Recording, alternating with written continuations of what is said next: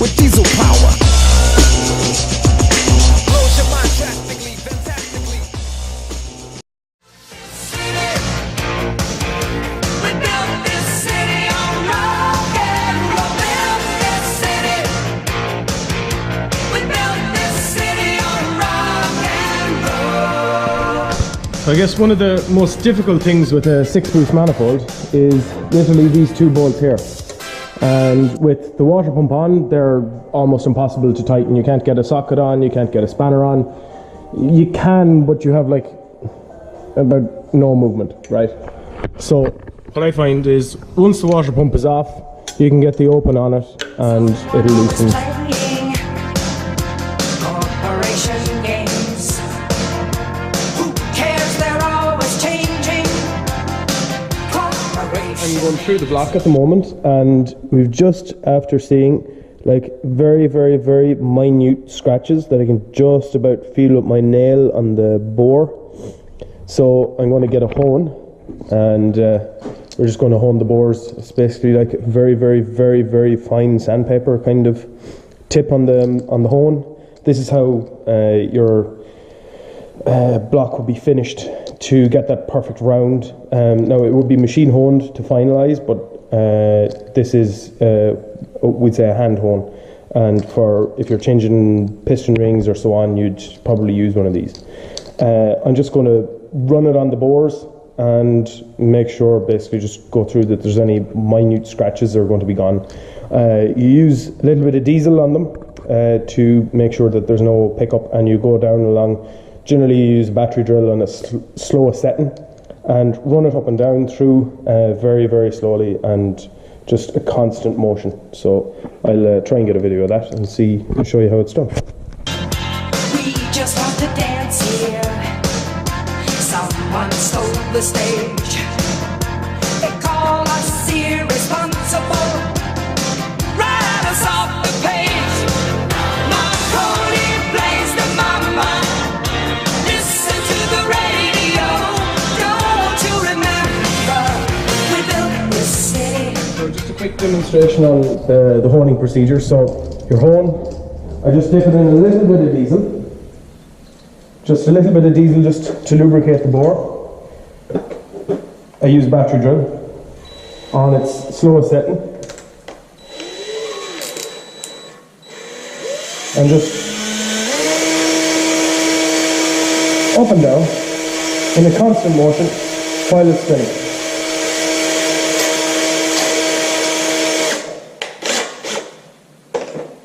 So I've about maybe a minute of honing done, and I will show you the bore now itself. So if you look in, it looks a little bit glazed. That's from the diesel that's on it. So if I just give it a quick rub. Now I don't know whether you can see or not, but there is still markings on the bore, but I can't even feel them with my nail. And generally, if you can't feel it with your nail, it's good. Now I'm just going to give it another quick hone and polish that out with it. But yeah, look, this block is actually it's perfect, so I'm happy.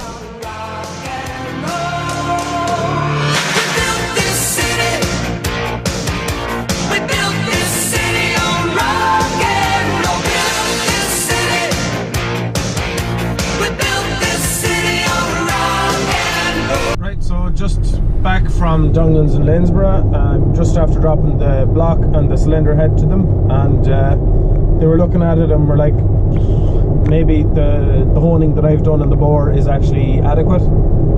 They don't think they're going to be able to do anything more than what's there. What they are going to do, he reckons the scratches are going out of it so well now that they won't hone it.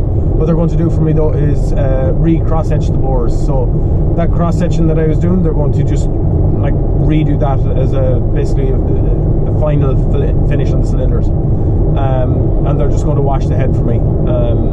So yeah, I get it back I think tomorrow morning, Friday, and we have our block back. I have a little bit of sandpapering to do on the top to just clean up the stuff in the head, but it's re-cross etched. I don't know if you can see that, but yeah, so there's helical cuts throughout the cylinder bores. The markings on cylinder 1 are now gone. You cannot feel them. You can see them, but you can't feel them, and the pitting is all gone. So the cross-hatching just took another little bit out of the cylinder wall, and now I'm going to re-gap them. I gapped it with the piston rings before, and I'm going to just check it again afterwards, but it should be all okay. And yeah, just clean up the top surface. Donglins and Lanesborough say they use 180 grit sandpaper on the surfaces, and they use their wrists just sliding it up along. And my head was also given a wash. Now it also needs clean up on the head as well, just on the surface, but that's going to be a much finer sandpaper just to clean that shit up. Like, it's coming off literally in my nails, so like it won't take much at all just to clean that surface. Right, so the engine block has been back a couple of hours. I have it painted, and except in, you know, the really critical places that you don't want paint, like oil seals. The top and the bottom are also cleaned to pretty much perfection, and we're ready for a head gasket there. The two outputs for the oil, they're both spotless, and the underneath gasket is also spotless. So, right, well, I'm just kind of in the middle now of putting in the ACL race bearings. So the whole idea is you put in the fresh bearing, there is a groove in it, and basically this is why the engine is only able to rotate in one way, so that groove gets caught in the end cap, so that the bearing can't spin, and that's basically in the direction of the orientation of the engine. So the bearings, when you're putting them in, they go in nice and dry into a clean block, and then when the crankshaft goes and sits on top of those have to be very lubricated, so you put plenty of oil on before you put in your crankshaft. So I'm just putting in the bearings into the main block at the moment, and when I have that done, oil it all, drop my crankshaft in, and then we start putting the end caps on with the new bearings and start torquing them down, and then crankshaft is in. Right, so crankshaft in. No, it's not torqued yet, but that's the next job. But yeah, like, using plenty of lubricant on the bearings, it spins nice and freely, and even new thrust washers in there. But yeah, pretty happy with that. You know, no pressure at all. It's nice and free flowing, so all looks good so far. Yeah. Pistons next. Right, so I am on the assembly process. I have two pistons in already, and basically brand new bearings onto the conrods. This one now needs to be assembled next before I put it in, so I think this is probably my lightest conrod. I have no balancing done on the top of it. I have a little bit on the bottom. Don't let that fall. Everything is nice and polished here. My pistons have been washed and cleaned again since I took material out of them, so I think this is the one I took the least amount of material out of, so just a small little grazing off the top, and that has been polished with the die grinder and lovely and sanded up again. Right, my engine is assembled. I'm working on the head, but BDC final. Absolutely phenomenal from Dwayne McKeever, a masterclass in chase driving.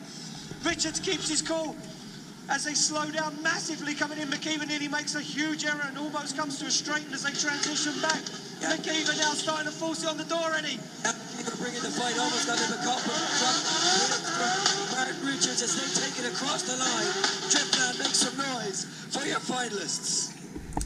Right, so just quickly, my engine is now completely assembled, all pistons in, and yeah, it's all, the surface is cleaned up again now. It's just there's a little bit of oil residue left on it, but I'll just kind of rub that down before I continue. I'm working on the head at the moment, and basically just cleaning off the residue that's left from the previous head gasket, and it comes off with fair ease. I'm just kind of scraping with my nails and it's coming off, so I have a little bit of work to do, probably about an hour's work cleaning this up, but final testing. Right, so the block is completed, the head is assembled, and I'm just after putting in all the ARP head studs. So you'll see, just in case you ever look inside the valve covers and you want to know how to recognize an ARP bolt, the original bolts they're actually a bolt and they have an Allen key head in them. These are actually studs, and you put a nut in on the top of them. So you'll recognize it straight away that you have something different other than the original. So that's that. Now it's time to go and reassemble everything. So brand new cylinder head gasket, genuine original. These are multi-layer steel head gasket from the factory, so that's quite good. Now I have made sure that the head is completely decontaminated and that there is also nothing on the gasket head or on the gasket surface itself, so the head can just sit basically straight down, no problem. Oh, magnet stuck to it. Get off. That's that. Now the tricky part.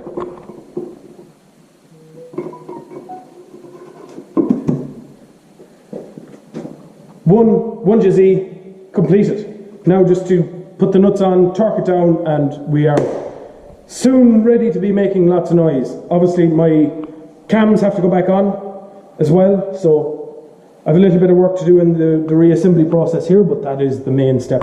So a little bit of work to do. We'll catch you when I'm done. We actually got caught out last night putting on the head bolts, and I'm just going to show you. We had to put down the washers first, which was a bit of an issue, but also when we tried to put on the studs, there's a bit of a trick. The gap down the holes of the head are a little bit small to get your head bolts down into, so that gap is quite small. And if I just set you back up there again, you need a 13mm bihex, so that's what a bihex head looks like, but the outer diameter needs to be 13.2 or less. So we had to go and buy a brand new one today. Brand new 13mm deep socket from Ting Tool, and then go and machine it. So it would fit in the head. And it actually does. So boom, perfect fit. Look at that. Right, well, my engine is mostly back together. Retimed. Turbo kind of sitting on, but it's twistable at the moment. Just need to set that up with the exhaust, and I'm just about to put the intake manifold on. Now, one of the things that I've noticed with this head before is it's particularly easy to ring the threads, and what I'm basically doing is putting a helicoil in. So I've tapped all of those holes out to be bigger size, so they're M6 standard, or sorry, they're M8 standard. I'm boring them out and tapping them M10, and I'm putting a steel insert into them that makes it M8 again.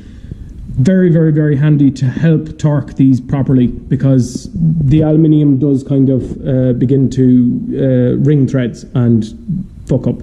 So I can torque them a little bit tighter with the helicoil in it, which is going to be a huge benefit, you know, just to make sure that nothing leaks here.